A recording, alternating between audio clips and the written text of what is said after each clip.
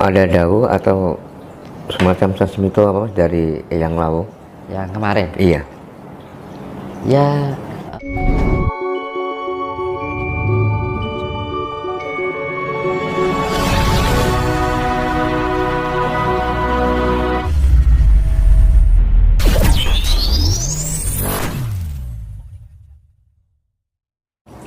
Sehat nggih Mas? wah sehat nih. Oh. 2 malam belum tidur. Nggih. 2 malam belum tidur Mas? Iya, tadi kan habis pulang dari Lawu. Oh, ada acara apa di Lawu? Yes, tilik. Tilik simbah. Oh iya iya. Simbah. Tidur di sana apa gimana Mas? Kemarin itu Gimana? di Lawu. 2 hari di Lawu nginep sana ya? Ya, ya apa ya? Mensinkronkan keadaan diri dengan alam. Oke. Penting ya Mas itu Mas? Ya penting, karena ya nggak ada leluhur juga nggak ada kita Mas. Oh. Gitu. Karena kalau kita ingin benar-benar berspiritualitas itu memang harus kita mengingat leluhur kita harus menghormati kan gitu kan. Ibaratnya ini nek wong Jawa ki nyuwun pangestu yang gitu, nyuwun pangestu mbah kan gitu, biar ya kalau kita mendapat restu dari leluhur itu kan jalan kita lebih enak kan gitu. Istilahnya yo piye yo, anak sing ngayomi Mas, ada yang mengayomi gitu loh dari perjalanan kita gitu, kayak ada yang membimbing. Leluhur itu masih bisa membimbing karena saya sendiri merasakan gitu kan, saya itu perjalanan spiritualitas ya dari gunung, laut sampai hutan sendirian gitu kan. Ini tahun-tahun ini baru terdiam. Dulunya itu wah muter Kemana Mas dulunya? ya mana-mana, ke Kayangan. Berapa tahun itu? Bertahun-tahun Mas, dari kecil. Dari kecil, dari usia berapa Mas Dinus? Saya mulai dari SMA saya. Dari SMA sudah SMA itu udah keliling aja ya? kadang sering itu lebih sering ke Gunung Lawu saya. Kenapa Mas ke Sendirian. Gunung Lawu? Ya kata hati nurani saya itu arahnya ke sana. Kan setiap spiritualitas kan dia mempunyai magnetika secara naluri. Ada energi tersendiri ya Mas ya? Mungkin ngerti awake dhewe rono ke sana, netnya hati kita ke sana, ikuti aja. Yang gitu. Ya kadang-kadang gini, kalau kita di tempat pertapa gitu, rasanya damai gitu kan. Ada rasa kasih sayang dari eyang kita gitu. Walaupun eyang itu dari berlipat-lipat keturunan kan gitu kan. Kadang-kadang ketika di saat lagi sedih gitu, kayak ada yang ngayomi gitu, kayak ada teman curhat gitu. Kadang-kadang di saat apa ya, kita sedih itu kadang-kadang nggak ada siapapun yang harus kita harus mengeluh dengan siapa ya kan. Ya namanya kehidupan ya Mas. Kadang-kadang kan antar manusia kan saling mementingkan kehidupannya masing-masing gitu. Kadang-kadang seperti itu.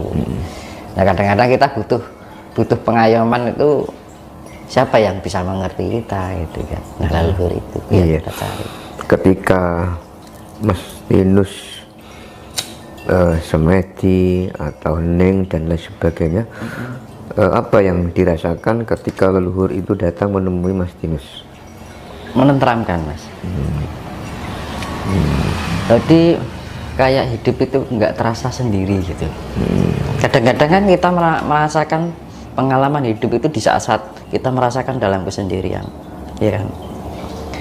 Yang namanya orang hidup kan pasti pernah mengalami keluh resah, bahagia, senang, kan gitu. Beraneka ragam rasa kan gitu.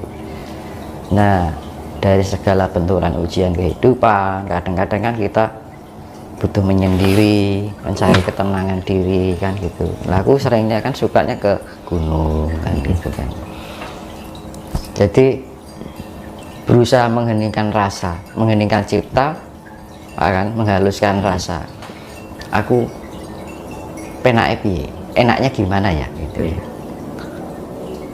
Saya ingin mengetahui rasa sejati saya itu saya harus melangkah bagaimana, saya harus ke arah kemana.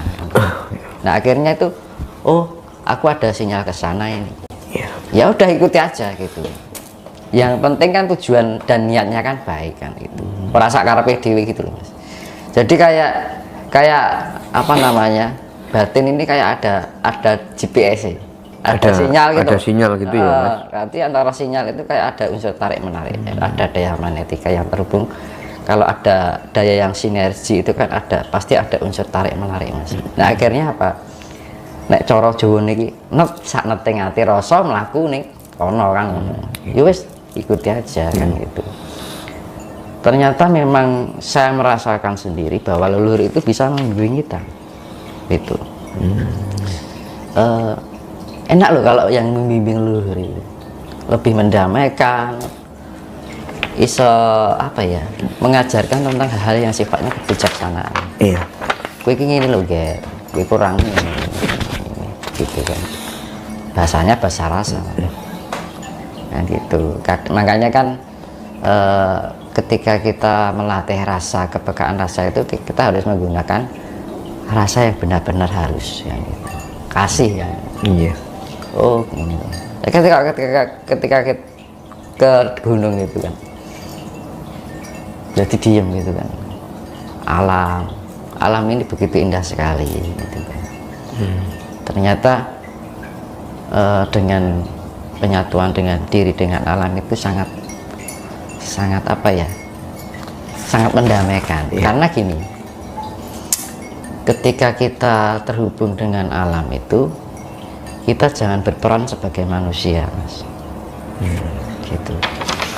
Tapi kita berperan sebagai jiwa yang murni. Jadi sepenuhnya jiwa itu penuh dengan pengabdian, rasa cinta kasih kan gitu. Rasa cinta kasihnya bagaimana? Aku ini rumangsani ya, aku ini gaweane Gusti Allah kan. Gitu loh. Aku neran Gusti Allah ya orang aku kan gitu kan. Nah itu rasa rumangsa krasa nek jarene bahasa eno.